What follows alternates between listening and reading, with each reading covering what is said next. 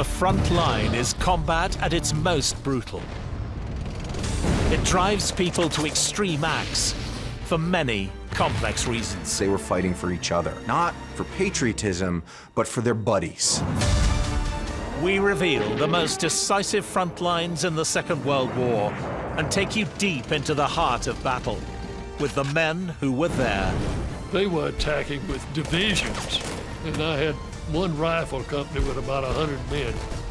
I was down to my last box of ammunition. We had no food, and we were hurting.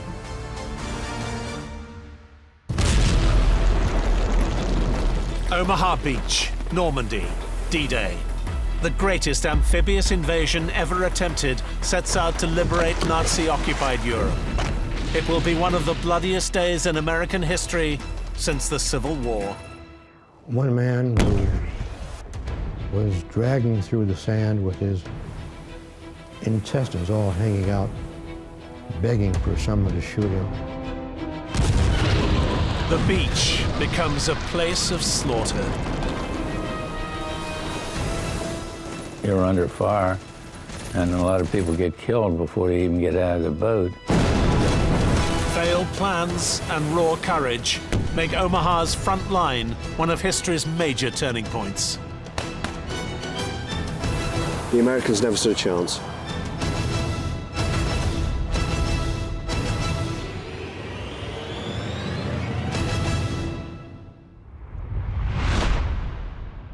On the 6th of June, 1944, just over 6 kilometers of Omaha Beach in Normandy becomes a death trap for hundreds of young Americans. The place where D-Day nearly failed.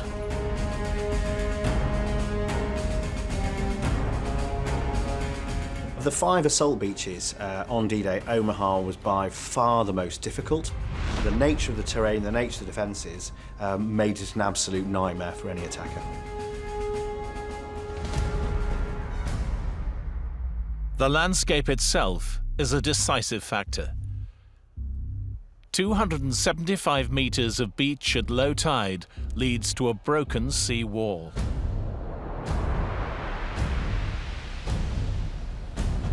Beyond that, a long shelf runs to the sloping bluff that rises up to 45 meters and dominates the beach.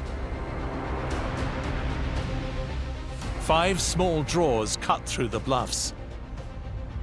Now firmly blocked, only 2 stand a chance of being breached by Allied vehicles. The Germans had taken advantage of that topography by building enormously intricate fortifications, ranging from bunkers carrying large artillery guns to much smaller trenches and foxholes with machine guns. The beach itself is crescent shaped, so as a result of that, we were under fire from both sides. It's a narrow, enclosed battlefield that can't be outflanked. For the defenders high up on the bluffs, Omaha is a perfect natural killing ground.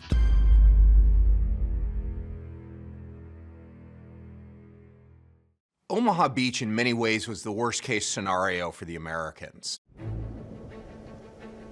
The German defenders they ran into were not the walkovers they were expecting, but a lot of really tough, experienced German soldiers who made them pay for it. There was fear, there was excitement, there was a conviction that somehow I had to survive this, and I had to do what I was trained to do. It's particularly harrowing for a rookie like Don McCarthy. This is this great story, this great thing that we're going to be in. And we were so proud of being in it. On the other hand, we were scared as hell of being in it. In contrast, Harley Reynolds is a veteran staff sergeant, but just 19 years old. Greatest fears were that I would not live up to my job that I was assigned to do on this beach. But D-Day has to happen. It's the next stage in the Allies' global strategy to defeat Hitler by opening a second front and relieve the immense burden on Soviet Russia. We do look at World War II in Europe through the lens of the West. And we've got to remember that 90% of the casualties that the Germans suffer are suffered on the Eastern Front.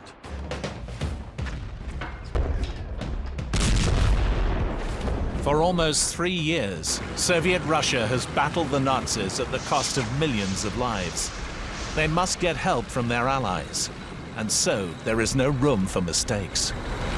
So it's got to be done well, and it's got to succeed.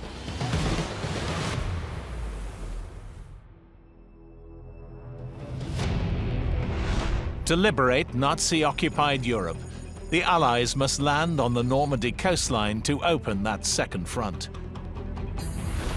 Mass assault waves target 5 beaches, 3 for the British and Canadians, and 2 for the Americans, including Omaha.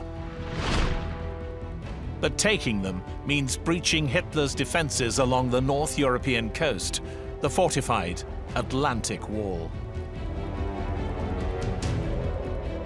Omaha Beach is filled with thousands of mines, tank traps, exploding obstacles, and thick layers of barbed wire. The steep bluffs hide 14 concrete strongpoints, placed to protect each other with devastating and overlapping firepower. Rather than the average of 21 machine gun nests on the other beaches, Omaha has 85. This is the deadly front line that awaits the Americans. Long-range mortars and artillery add to the devastation. They're programmed to create a killing zone in the middle of Omaha Beach. So you put the heavy guns at either end, and anyone landing in the middle is immediately in grave danger. There were a lot of very nervous senior commanders about Normandy going well, and we pretty much uniformly expected the worst to happen. The Allied casualty bill we were anticipating was 20,000 killed on D-Day. Despite these immense risks, Omaha has to be taken. Otherwise, the gap is too great between the Anglo-Canadian beaches and the Americans to the west. If Hitler can divide the beachheads, he could throw the Allies back into the sea. As more and more US troops arrive to train in Britain, it becomes increasingly clear who is the dominant partner. It was also political, because in addition to needing to attack another beach, the Americans also needed to take on a little more responsibility. Giving them Omaha meant that they were handling a relatively equal amount to the other forces, and meant that the Allies were politically pleased with each other.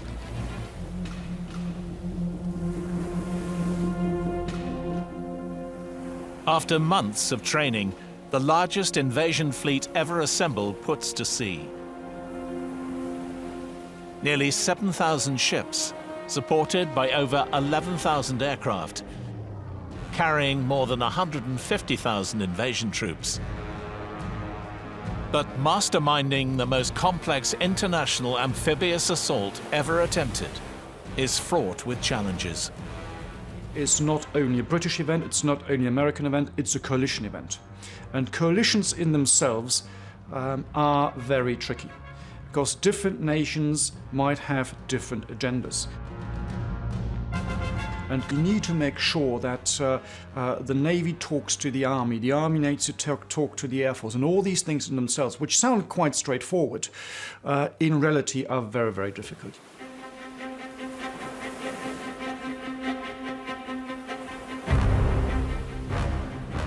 On D-Day, the 6th of June, the differences quickly become evident.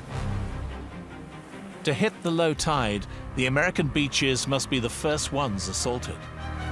But rather than anchor 11 kilometers offshore like the British, the US Omaha Task Force moors a far greater 21 kilometers out. So 20% of The warship fleets are American, but the other 80% are British. And the Brits have a long tradition of naval gunfire support, and they are less worried about the Germans attacking their warships. And that plays out in the Americans off Omaha Beach having a much, much longer run.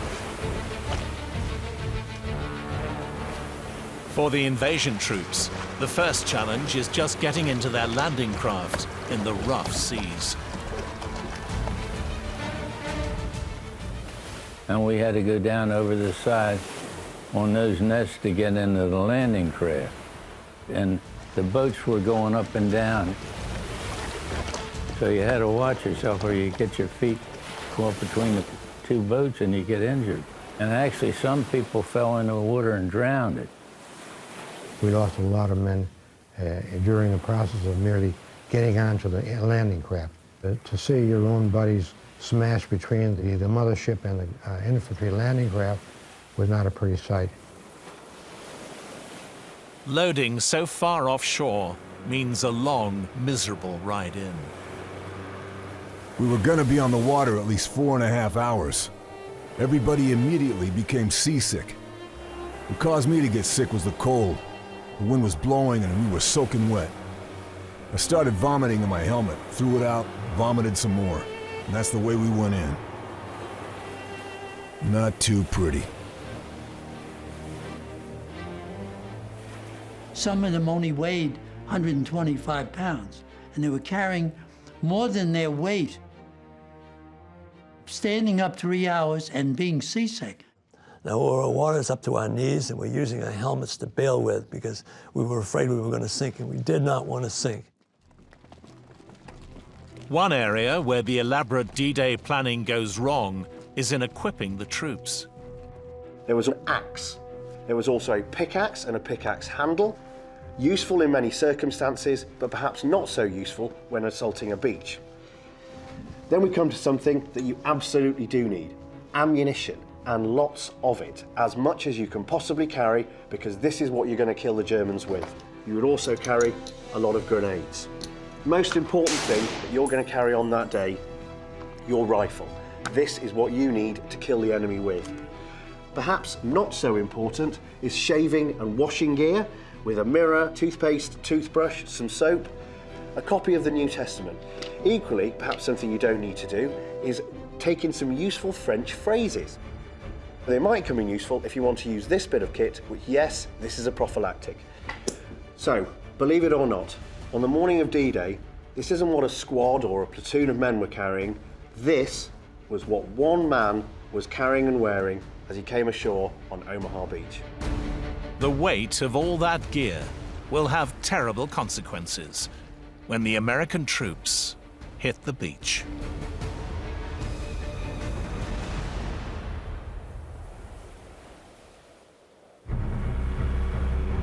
Omaha was never a guaranteed success. The Allies feared and even planned for a disaster.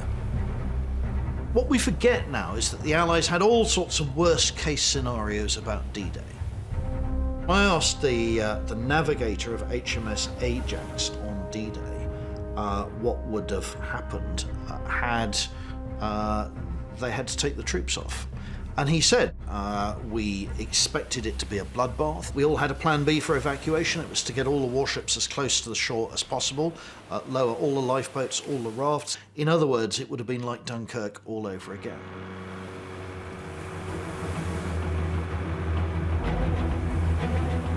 To help avoid such a catastrophe, Sherman tanks have been specially adapted with a canvas screen to float in and provide vital fire support.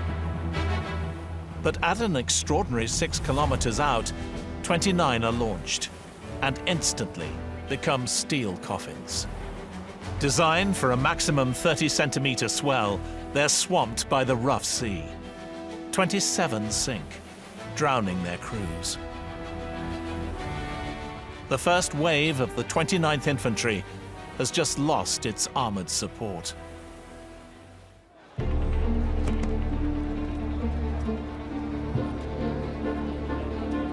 However, they will be backed on their left flank by the most experienced division in the US Army, the Big Red One. General Omar Bradley actually went out of his way to get the 1st U.S. Infantry Division as one of the most important units in this invasion. The Big Red One had fought in both North Africa and in the Mediterranean.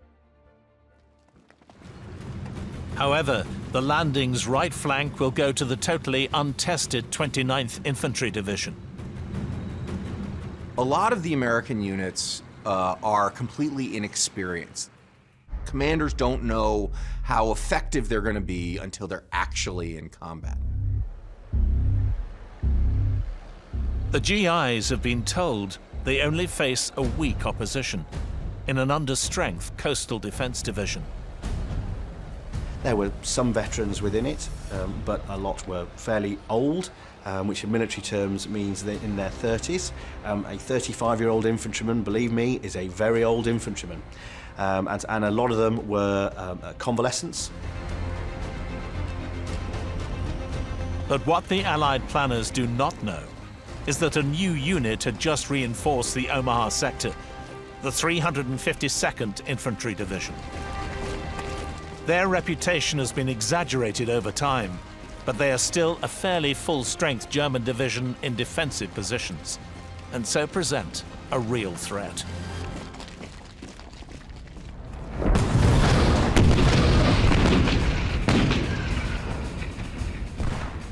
The big guns of 2 US battleships lead the mass bombardment of the Nazi shore defenses on Omaha.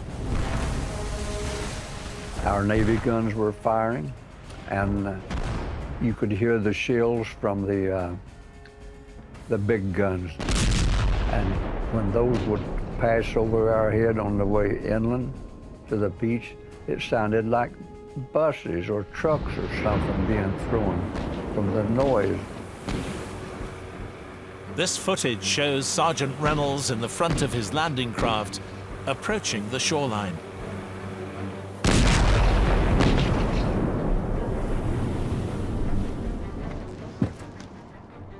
D-Day, 6th of June, morning, Omaha Beach. The Navy have absolutely pounded the German defensive positions. This is what they look like. In most cases, trenches, revetments on the side. These are second-rate German soldiers, and many of them elderly. Most of them were not the fit Aryan supermen of propaganda and legend. Some weren't German. They were ethnic Poles, ethnic Czechs, forced to put on German uniform and fight in the front line, but never expected to have to face the might of the D-Day invasion. This is the Mauser G98 rifle. Bolt action, 5-round internal magazine, iron sight, accurate to 400, 500 metres, which was perfect for the Germans on the bluffs looking down onto Omaha Beach. Extremely accurate weapon and a killer of men. This weapon fires a 7.92mm cartridge, which is a big old bullet, and that, hitting a man at 400 metres, is going to cause an awful lot of damage. And it was a perfect killing ground for the Germans. The Americans never stood a chance.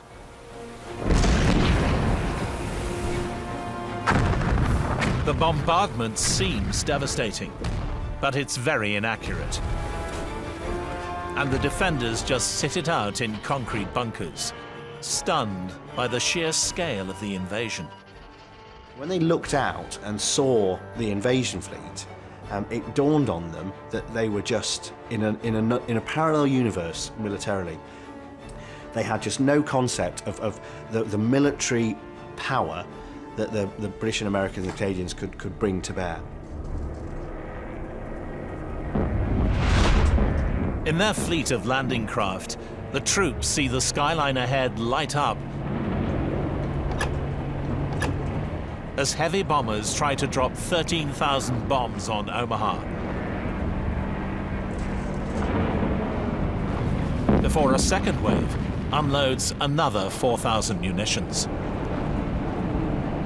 I gazed with awe at the hundreds of ships off Omaha below, and it appeared one could almost step from one vessel to another and walk between England and France. the bombardier instructed me to activate the bombs. For the first time since takeoff, I now experienced a sense of fear. This was the only mission over Europe where I actually felt the concussion of our own bombs. But they fear hitting the fleet of approaching landing craft. So the bomb aimers leave it an extra second or two from releasing their munitions, which means that not a single bunker on Omaha Beach is remotely even scratched by the bomb. Given also that the German defenders are up on the cliffs and the weather is rough, you've got this perfect storm of all the circumstances conspiring against the American formations attacking Omaha Beach. This is our front line, the shoreline of Omaha Beach. At low tide, the array of untouched obstacles are visible to the GIs in their landing craft. Rusting metal barriers cemented into the seabed, interwoven with mine-tipped stakes. The largest amphibious invasion force in history is about to crash into the most fortified shoreline ever conceived.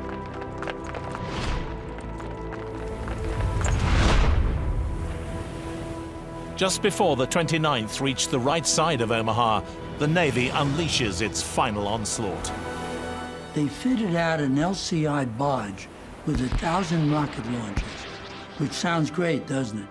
While we were in the assault boats, we saw these rockets going towards the beach like a flock of birds, but they landed harmlessly in the water. Did no damage as my little boat came in. The boat on my left from Company B hit a mine and blew up, and we were showered with wood, metal, and body parts, and blood. So that was my welcome to France.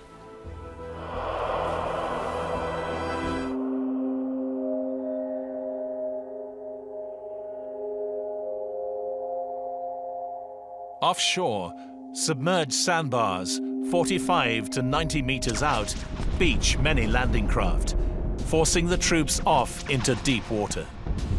The front drops down and you run out. The thing would go over to the side, whatever. Of course, lots of time you're under fire, and a lot of people get killed before they even get out of the boat.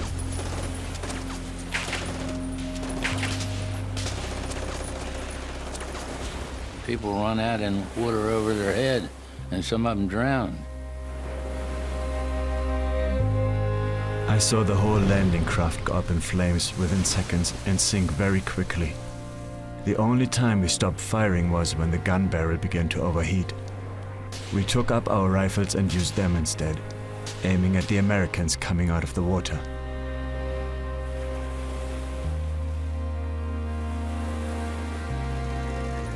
But these guys stepped off the ramp, they went straight down to the bottom, and most of them drowned.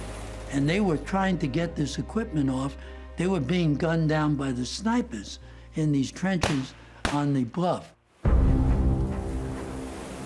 The GIs are dragged under by their sodden clothes and the immense weight of all that kit.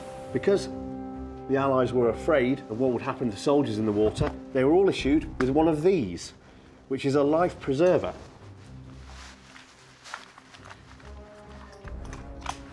Designed to go under the arms, because of all the constriction of movement, it often was around the waist.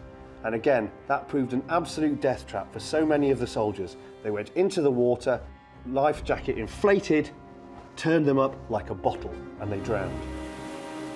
The few survivors dragged themselves ashore. You were getting flanking fire from both sides of the crescent shape, plus artillery, mortars, and small arms fire from Atkinson back to the beach. No place to hide. Most of A and B companies are massacred. I saw the bodies of so many people.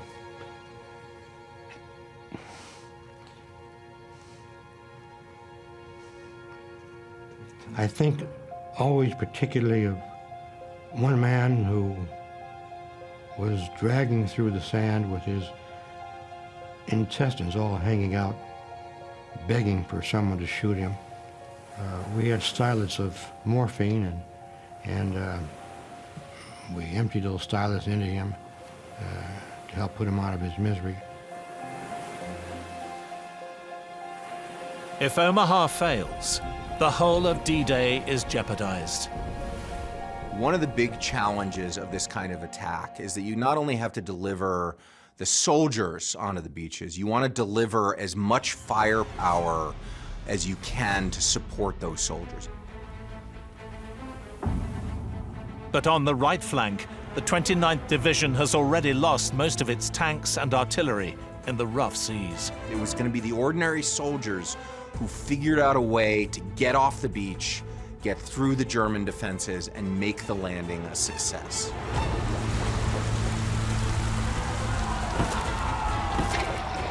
They now confront a 275-meter stretch of beach, packed with over 3,500 deadly obstacles, including mines.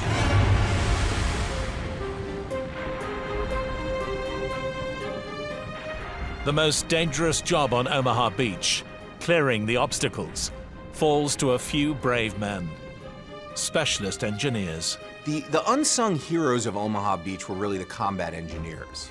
It was the job of the combat engineers to land first and get rid of as many of those obstacles as they could.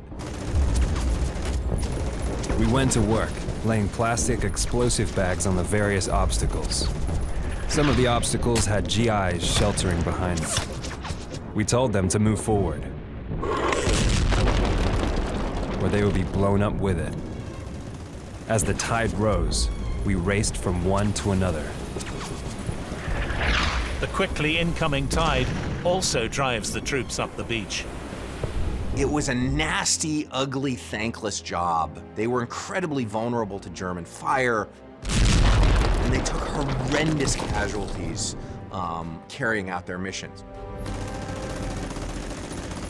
The MG roared, sending hot lead into the men running along the beach. I saw some go down. I knew I had them. This 19-year-old lad from Hannover had just cut down several men. My mind rationalized it. This is war. But now was not the time to think of right or wrong, only survival. Nearly half the combat engineers on Omaha are killed or wounded that morning.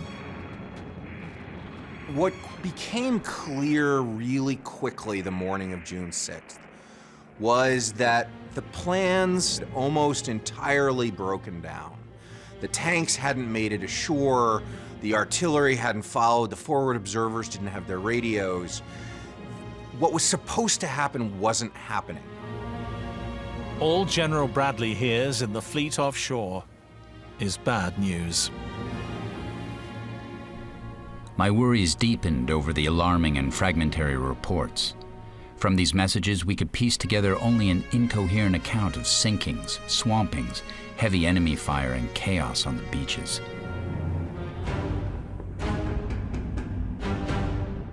Throughout the Second World War, one thing kills and maims far more infantry than bullets: artillery. They do a lot of damage with artillery fire, which is zeroed in to hit between the shoreline and the high water mark. Just to the west of Omaha, one clifftop gun emplacement is so heavily fortified it is effectively bomb-proof. It contains 6 massive 155mm guns well within range of the landings. Point du Hoc. The Allies very quickly realized that those had to be neutralized before they started pummeling the regular infantry on Omaha. They gave that mission to a group called the Rangers, who were elite American Special Force troops, one of the earliest versions of these. They had been hand-selected. It's crazy in retrospect to think about what they were being asked to do. Most of the Rangers landed successfully at the bottom of the cliffs. They fired the grappling hooks and got them planted. And then while some of them gave covering fire to the first wave, a lot of the Rangers scaled the ropes, beat off the German defenders, and got to the top. They discovered, somewhat to their dismay, that the Germans had actually evacuated the guns earlier and replaced them with tree trunks that looked like the guns to reconnaissance planes. But there was no way that the Allies could leave that emplacement untouched on the assumption that there was no danger. They had to go after it. They had to send the Rangers.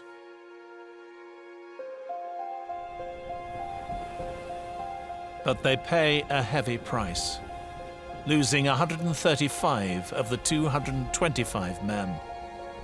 On Omaha, a few kilometers to the east, the second wave has landed amongst the dead and dying.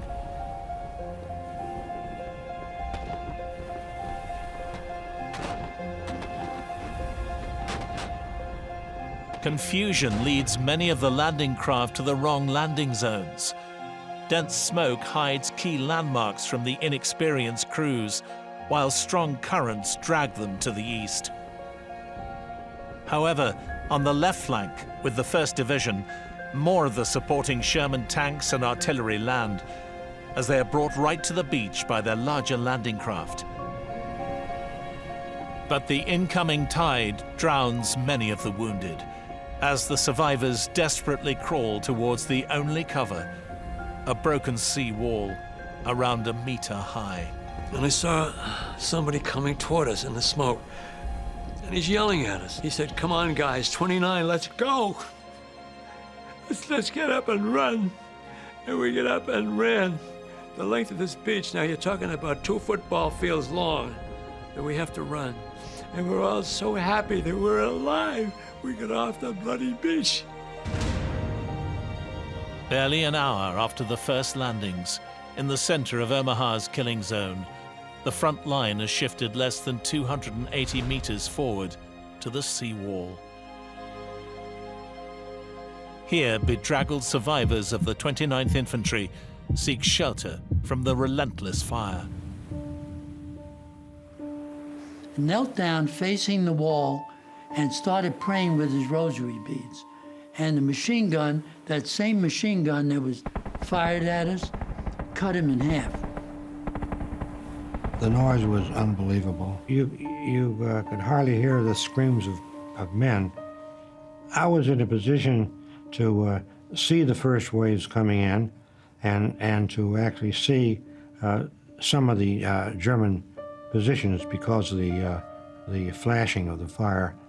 And I also knew where I could fire my own weapon because of that flashing.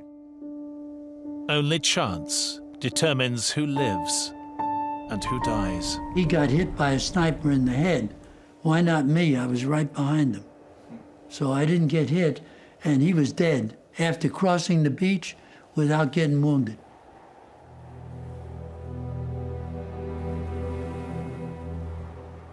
Countless young Americans also suffer psychological trauma, overwhelmed by what they see, feel, and hear that day. I saw a man in a fugue state, screaming and yelling, waving his arms. Many did not seem to be functioning at all mentally, just sitting and sprawling around. They could move their limbs, but would not answer or do anything. He is horrified as an engineer driven crazy with terror runs up and down the beach until he is shot dead. The Americans' hold on the landing zone is precarious at best. If the Germans had sent an armed squad down the road, and they could have swept us off like with a broom off that wall, because we would have fought to the end, but they would have outgunned us. This is a decisive moment. The whole attack hangs in the balance. Offshore, the mood of commanding U.S. General Omar Bradley is grim. He starts to wonder if it's actually turning into a catastrophe, one where he's going to actually have to not only stop the next wave of invasion, but pull whatever American troops are left on the beach off. Not just Omaha is vulnerable, but the entire invasion of Normandy is at risk. As the bodies pile up and the beach shrinks with the incoming tide, the unrelenting German fire is turning Omaha into a disaster. The moment the battle turned came when those ordinary soldiers, recognizing that the plans had broken down, began taking matters into their own hands. A key motivation is a fresh wave of officers, including Brigadier General Norman Dutch Coter, Assistant CO of the 29th Division. His message is simple. Don't die on the beaches. Die up on the bluff if you have to die. But get off the beaches, or you are sure to die. All along the beach, ordinary soldiers, privates and corporals and sergeants realized that they could die on the beach or they could die fighting their way inland. And almost to a man, they decided that if they were going to die, they were going to do it taking the fight to the Germans. Gradually, the fire from M1 Garand rifles is joined by grease guns, carbines, and Thompson submachine guns, as well as the bark of the Browning assault rifle, which served as a squad light machine gun.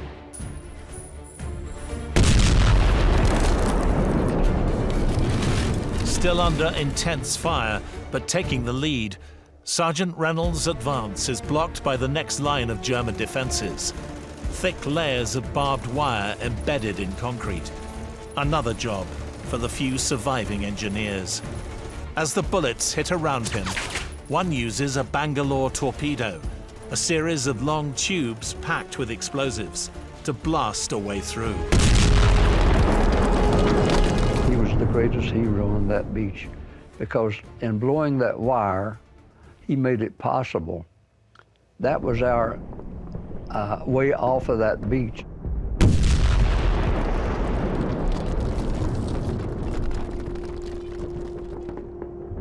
He died between pulling that string and getting back away from the Bangalore when he was shot, which would only have been a couple or 3 seconds. For every soldier still alive, this is the decisive moment when Omaha will either succeed or fail.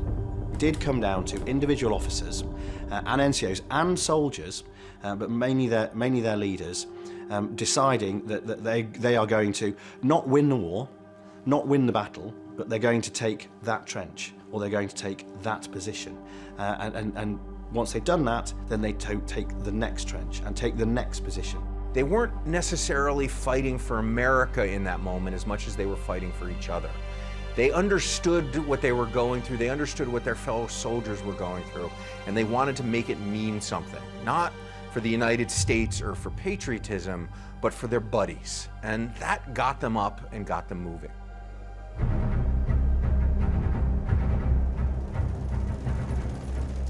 This special bond drives them on to storm the high bluffs embedded with bunkers, part of Hitler's infamous Atlantic Wall. The Atlantic Wall of legend was huge guns in massive concrete emplacements, bunkers, minefields never ending. The reality was much more like this. These were trenches, almost World War I style. Wooden revetments, steel bars. But these old-school trenches provide perfect cover to lay down death from the high bluffs. Then, a new type of fire whistles over Harley's head, this time from behind. The Navy is the one, especially with their firepower, were the answer and the ones who got us off that beach. They saved the beach for us. Up to 11 US and Royal Navy destroyers moved just 900 meters offshore to engage the German gun emplacements in a deadly duel. The Navy would fire on them. They would see the fire coming from the machine gun, and they would lock onto it, and they would blow them away.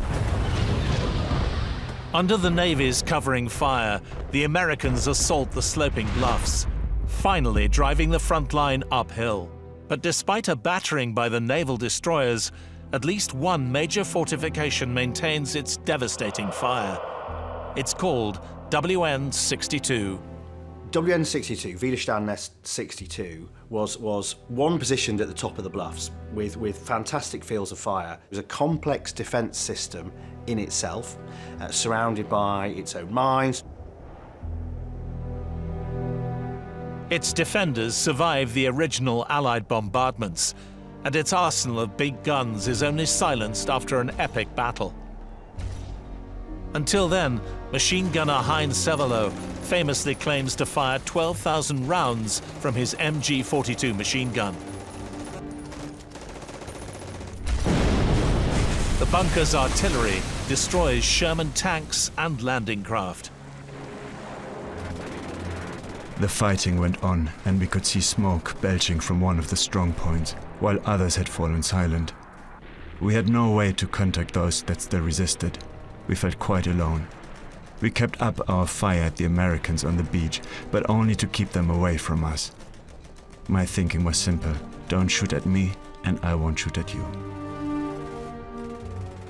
Now, what they were helped with at that time was the Germans were simply running out of ammo. The Americans can now storm the bunker from the rear. Down on the shoreline, two large landing craft force their way right onto the beach and then remain to provide close fire support with their heavy machine guns. Reinforcements supported by tanks now pour ashore to secure the hard-won ground. At the front line, pillboxes and machine guns are not the only danger in the bluffs. And I'd only made a few steps up the bluff when here comes another man. He runs by me. I'm been leading up to that point. And he goes by me, and then another 10 or 15 steps, and I catch up with him. He's sitting there with his heel blowing off. I didn't see the mine that he actually stepped on, but he was that close to me when it happened. The bluffs have been secured, but massive concrete barriers block the only two vehicle routes off the beach. General Coda had rounded all of these kids up and got dynamite, and they planted the dynamite in the Jersey barrier. And the barrier blew up, and there's concrete all over the place, and the hole is made. And I'm saying, wow, I can't believe this. We're really gonna make this thing.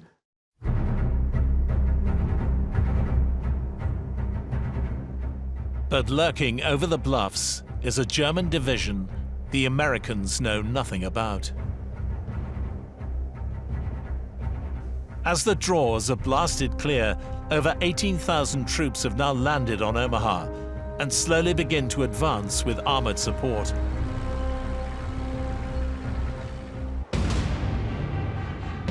Which finally brings some relief to General Bradley. The distressing irony about the Americans getting off the beach at Omaha is it turns out that the Americans have actually not thought carefully enough about what to do after they get off the beach. Private Baumgarten has been wounded on both his face and leg, but fights on over the bluff. Surrender was not in the dictionary of the 29th Division, so we fought wounded. So 12 of us left the beach. We went by the trenches. I could see the dead Germans in it. We hit two German strong points, one behind a farmhouse wall. That firefight ended with a hand grenade thrown by one of my guys.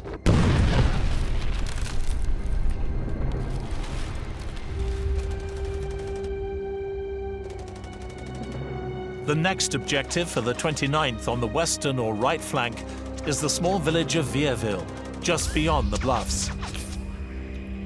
Our job was to get up there and get to this little alley right near the Catholic Church in Vierville. And that was our mission. We were told 2 weeks before, so we knew what we had to do. Newly unloaded Sherman tanks help them storm the village. But then they run into two reinforced battalions of the encroaching 352nd Division. They may not be the Nazi supermen of legend, but are a full-strength and well-equipped force of several thousand men. However, Allied intelligence has failed to spot them before the invasion, and they now form a strong barrier west of Vierville and behind the bluffs. Their front line is again bolstered by exploiting the landscape.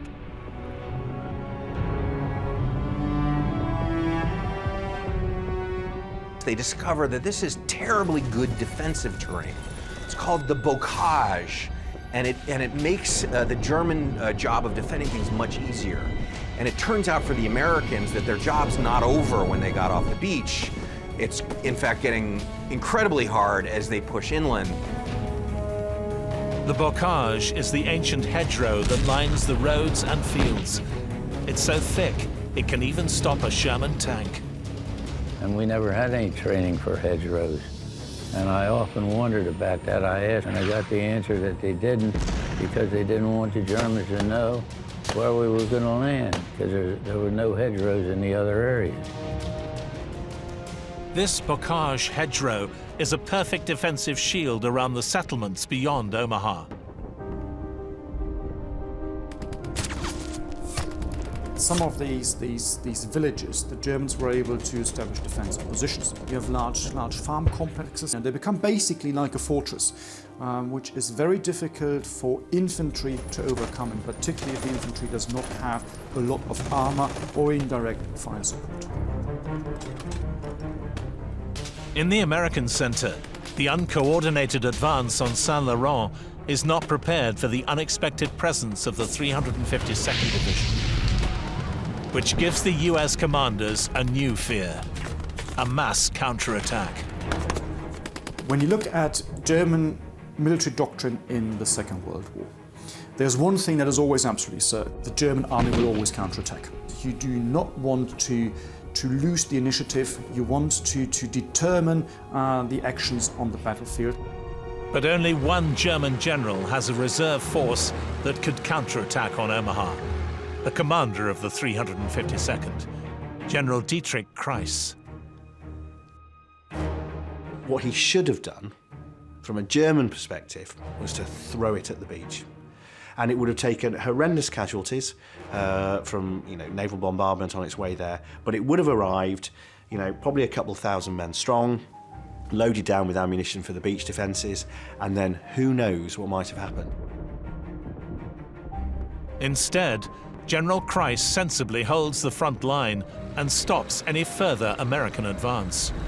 So it was a moment in time when a German officer made an absolutely rational, logical military decision, and it was entirely the wrong one.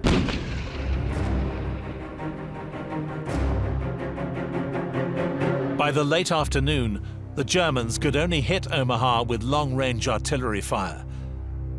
At midnight, the front line falls far short of its objectives, but defends the hard-won gains. But both Saint-Laurent and Colville remain in German hands. The Omaha bridgehead is less secure than the others, but over 34,000 troops are landed here on the 6th of June. However, the cost in blood and time to break out of Normandy itself will shock many senior Allied commanders, even more so than the terrible price paid to win Omaha and D-Day itself. Amazingly, no one knows exact figures, but there are around 1,000 German and over 2,400 American casualties on Omaha Beach. In total, around 1,800 Allied troops are killed on D-Day, more than half on Omaha. But it was not the Americans, British or Germans who paid the highest price. Because of aerial bombardments conducted by the Allies to the run-up, during and after D-Day, the French civilian population in Normandy suffers severely.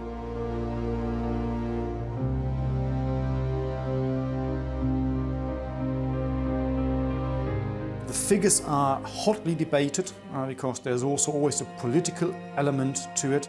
During D-Day itself, around 4,000 French civilians were killed.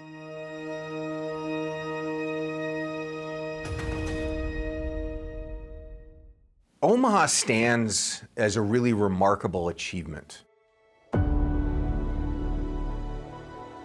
The fact that an American force, largely inexperienced, disrupted by tide and geography, was nonetheless still able to get ashore at Omaha, to punch through the German defenses, and actually begin to make their way into the interior of Normandy is quite a remarkable thing.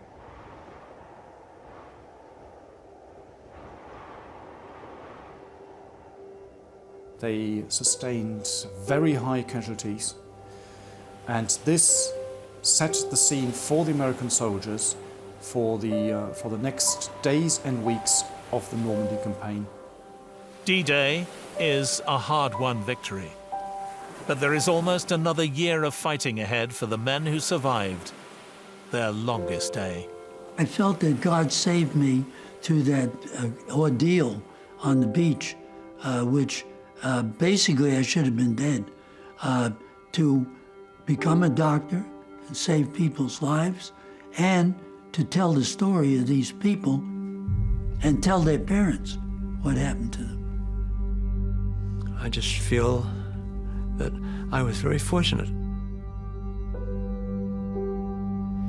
And I have to say, hey God, you really answered my prayer. You gave me something, you gave me a reason to live, and I did, and I'm trying to prove it to you. Omaha is a quintessential frontline event. The elaborate plan fails even before it meets enemy fire, and the timetable collapses along with the communication links. But determination, luck, well-motivated troops, strong support from both the air and sea, as well as good old-fashioned blood and guts, gets the job done.